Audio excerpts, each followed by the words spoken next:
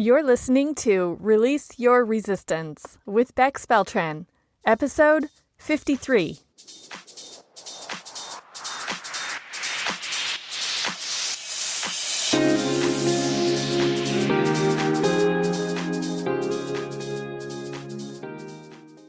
Welcome to Release Your Resistance. This is Bex. The only reason why any of us don't have what we want in life is because of our own resistance. Right now, I'm learning how to recognize and release my resistance, and this podcast tells you how you can release your resistance so that you can live the exact life that you want. Let's get started. We're wrapping up the end of 2020, and just like in other years, I've noticed people starting to think about what they've done this year and what they plan to do next year. I've seen lots of comments and invitations for vision board workshops and ideas, and I know in a few weeks we'll be hearing a lot about resolutions. So I'm curious if there is something in your life that you are working towards right now, or something that you would like to have but don't yet have. I have a suggestion of how you can get that result for yourself. Before I tell you the suggestion, let's agree on some basics. We create our own results, not specifically because of what we do or don't do, but because of the thought process that creates the emotion that drives our actions. So, for example, two people can be doing the same things, one person from a place of confidence and the other person from a place of obligation. And even though they are taking the same actions, they could get different results. So in short, our thoughts create our results. The second basic I will tell you about is that right now we are thinking our current way, which is getting us our current results. And we can see the results that we want to create, but we don't yet have. And those new results will be created by thoughts that we are not currently thinking yet. Does that make sense? In my coaching community, we affectionately call this divide, noticing the difference between what we have now and what we want, and noticing what we're thinking now and what we could be thinking. We call this divide the river of misery. Imagine you are on the shore of this river thinking what you're currently thinking, feeling how you are currently feeling, doing the things you're currently doing, and getting your current results. And you can see on the other shore over there the result that you really, really want. You know that in order to get that result, you have to do different things. You need to feel a different way, and you need to think different thoughts. So how do we get across this river to that other shore? We cross the river of misery. We change our thinking. We allow ourselves to experience emotions that we are not feeling right now. We take different actions that we're not taking yet, and we stop doing things we are doing now. This is change. Many of us are resistant to change. It's not easy. It's not fun. It can be new and challenging and unknown. And that's why it is called the river of misery instead of the river of ease and fun. Today, I'm giving you the formula to figure out how you can cross that river. The formula is both a metaphor and an acronym. It's a raft. I call it the results raft. You know, like a simple vessel to get you from where you are now to where you want to be on the other side. And just to review, one other basic in order to do this work and learn how to use this raft, the coaching framework I use on myself and with my clients is called the model. I introduced you to the model way back in one of my earliest episodes, and then I shared a variation of it called the last best thing model, which is one of the most fun ways to use the model. And instead of making you go and find those episodes and re-listen to them, I'll just give you a quick refresher of the model. But of course, you can still go back and re-listen. The links to those episodes are in the show notes. of this episode at bexb.org/rafts, R-A-F-T-S. The results raft that I am telling you about today is another variation of the model. So here's the refresher of the model. Every problem any of us ever have, every improvement any of us want to make, can be plugged into the model. It's just an easy-to-remember way to dissect any situation in order to notice what you are thinking, feeling, doing, and creating. When we go in the order as it's traditionally used, first we identify the neutral circumstance, the fact that everyone would agree to. It's a word or a sentence that has no modifiers and no charged language. The circumstance or the fact could be proven in court if necessary. Finding the neutral circumstance is so helpful because frequently we believe our thoughts as if they are indisputable facts. We think our thoughts without disputing them. If you've ever caught yourself saying something like, "She is so mean," or "This situation is tragic," even if most people would agree with you, those are still your thoughts. Those are not circumstances. Instead, to make those statements into neutral circumstances, you would strip out the story and just state the facts. So instead of saying "she's so mean," we could say "she turned and walked away from me after I asked her a question." Or instead of saying "it's tragic," we can say X number of deaths have been reported due to Y event. So we've identified our C, our circumstance. The next thing we do is to identify our T, the thought we have about the circumstance. That's when we could use those first example statements. "She turned and walked away from me after I asked her a question. I think," here's my T, "I think she's mean." Then we figure out what feeling comes up for us when we think that thought. When I think someone is being purposefully mean to me, I feel offended. So that's the next line in the model. The F line is offended in this example. And then we notice what we do and what we don't do when we are feeling that feeling. So what do I do when I feel offended? Maybe I try to offend back. Maybe I complain to someone else. Maybe I retreat. What I don't do when I feel offended, I don't keep an open mind. I don't stay unconditionally loving. I don't put myself in the other person's shoes. You get the idea. So now we have a short list of actions, and this is the A line. So far, we've done C, circumstance, T, thought, F, feeling, and now A, action. And finally, I can ask myself, what is my result? When I try to offend someone and I complain and I'm not loving and I don't have an open mind and I don't put myself in their shoes, what am I creating for myself? Quite possibly the result is that I show up meaner than I would like. Maybe the mean side of me comes out. That is my R. That is my result. So that was just a quick refresher on how the model works.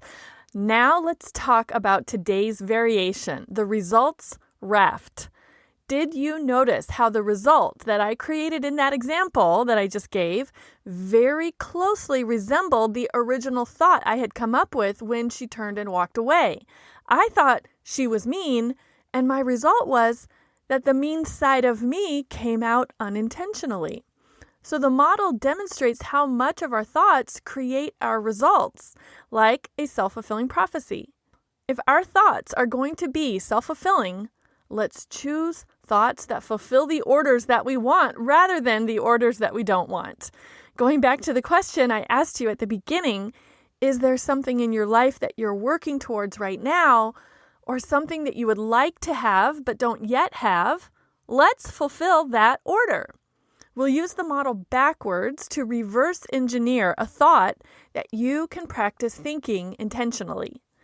I told you this tool, this raft, is a metaphor, meaning it helps you to get across the river of misery from where you are now to where you want to be, and it's also an acronym. The letters RAFT represent 80% of the model in reverse. Let's start with the result that you want.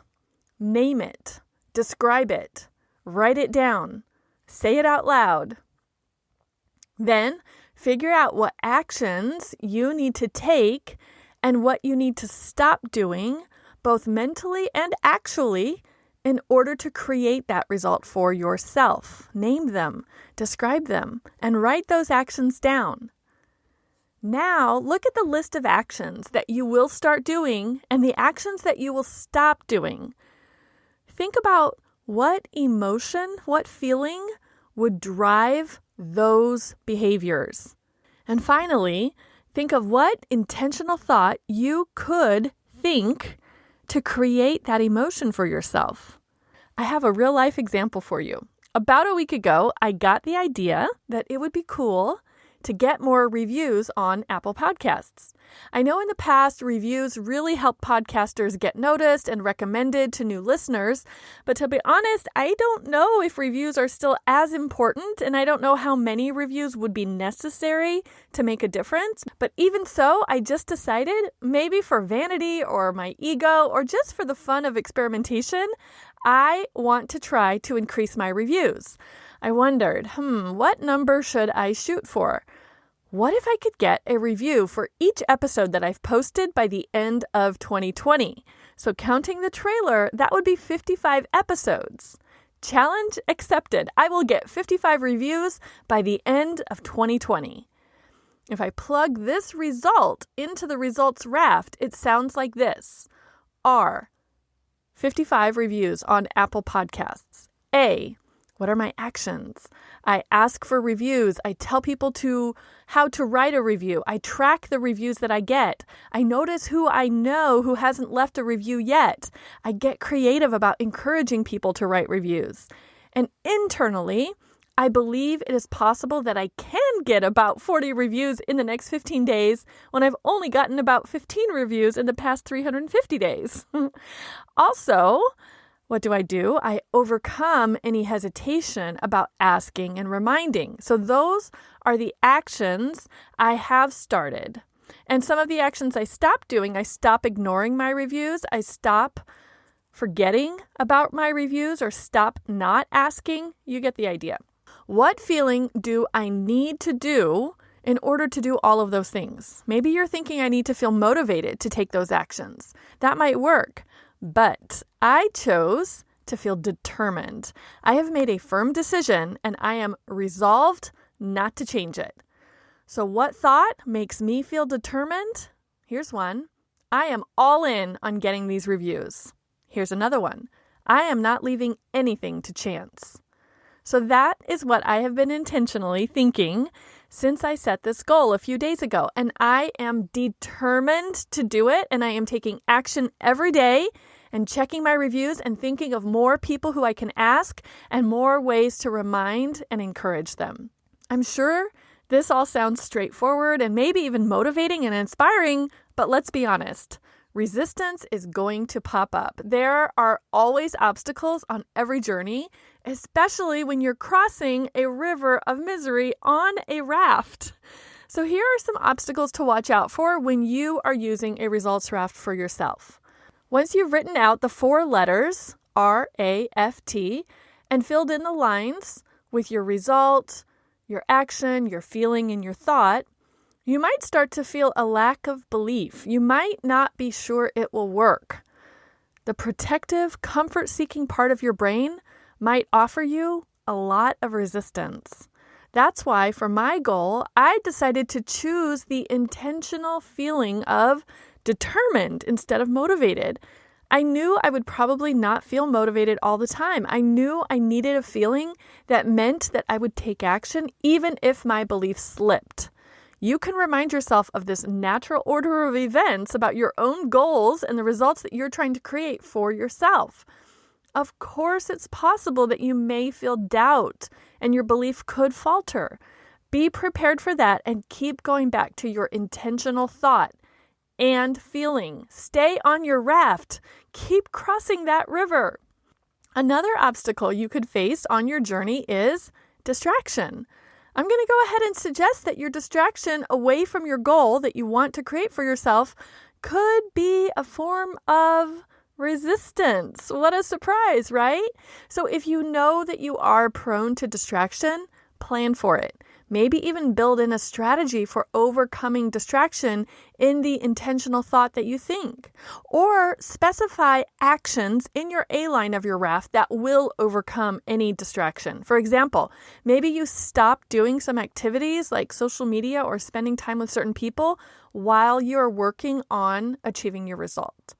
Another obstacle to successfully reaching your destination on your raft could be a midstream renegotiation. You could get half or a third of the way and start wondering if this is even what you really want. Again, this is so natural and normal and human, and you can plan for it in advance. Before you even start, you can come up with 20 reasons why this achievement is important to you and why you won't quit or turn back or dial it down.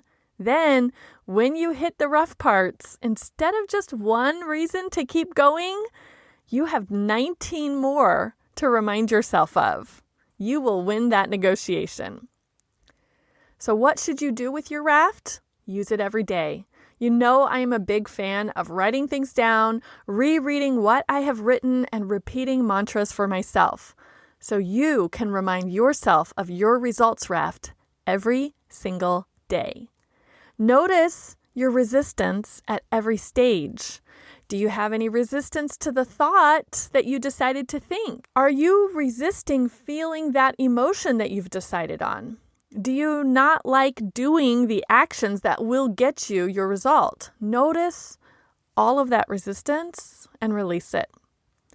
How will you use your raft? What do you think? Will you use a results raft like I'm doing to create my result of meeting my review goal? What will you use your raft for? Do you have any resistance to reverse engineering the goals that you want to accomplish? Is there anything that I left out or didn't explain clearly enough? I want to hear your feedback, so leave me a comment on the show notes for this episode at bexby.org/rafts, R-A-F-T-S, or send me an email at hi@bexby.org. And in the spirit of my own results raft, help me get across my river. This one isn't really miserable. It's actually kind of fun. If you haven't already left me a review on Apple Podcasts, please give me just 3 more minutes of your time today after you finish listening to this episode and tell me what you think about this podcast. What has been your favorite episode? What do you like about hearing about resistance from me? Have you changed any of your own behaviors or feelings or thoughts because you've been listening? And just for inspiration, I want to read you a few reviews. Here's one from Coach Katie. Bex will definitely brighten your day. She has such a bright energy that invites you right into her life and creates an instant friendly connection. She's really articulate and creates such inspiring content that feels so accessible and actionable through her personal stories and experiences. This podcast is 1 in a million and lends such a warm, unique perspective. Thank you, Katie, for that lovely review. I was so excited to read it, and since this review was left earlier this year, before I even made this goal, it was a wonderful surprise. Thank you so much. And one more review on Apple Podcasts for inspiration. Bex's podcast has made me laugh, but mostly it has made me think. From the beginning of the first season to now, I have listened to every Release Your Resistance podcast and some of them 2 or 3 times so I could take notes. She's passionate about her subject and the excitement shines through. She has made me think about what it is I am resisting, how it shows up in my life, and how I can think differently about it. Monthly, she writes a thank you love note to her favorite teachers, and at this time in my life, she is one of mine. Thank you for your generosity of thought and spirit and for showing up in my life at the right time. Oh, Mad Mosaic, what a lovely review. Thank you so much for taking the time to write it. I am honored to show up for you and to be one of your teachers. If you are one of my favorites, meaning you're on my email list, I sent you a Results Rafts worksheet, so you don't need to rewind or take notes or copy everything down from this episode. Just open the worksheet, write the result that you want, and start answering the rest of the questions to figure out a thought you can intentionally think to get what you want. If you're not on my email list yet and you want to get the worksheet or any of the other extras from any of the other episodes, become one of my favorite people by going to bexb.org/favorites. Give me your email address and I will send you the digital PDF that contains today's worksheets plus everything else from all the previous episodes. And before we go today, here's one more reminder. Please go to Apple Podcasts and leave me a review if you haven't already. And if you already have, then thank you. Is there someone else in your household or a friend who can leave a review too? See, I'm so determined. And just to follow along on my goal, you can check Apple Podcast reviews daily, just like I am, to see if the number is going up, to read other people's reviews, and to cheer me along as I cross this river. Next week, I will be sharing my wrap-up of my first year as a podcast host and resistance coach, and I'll be giving you some of the behind the scenes of what I've learned and what I've done during 2020. And I am super excited to tell you about a wonderful tool I have been using all year long that I want to give to you to use next year. So don't miss the very last episode of 2020 and season 1 of the Release Your Resistance podcast. Thank you so much, as always, for listening and for leaving me a review. And I will talk to you next week.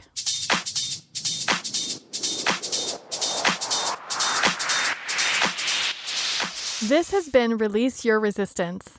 Thank you for listening. If you like this podcast, make sure you're subscribed and leave a review on Apple Podcasts. Also, think about someone who you know who would love this episode and share it with them. There should be a share button on your app if you're listening to this on your phone. If you'd like to continue this conversation one-on-one or in real time, come visit me on my site at bexb.org to see how we can work together.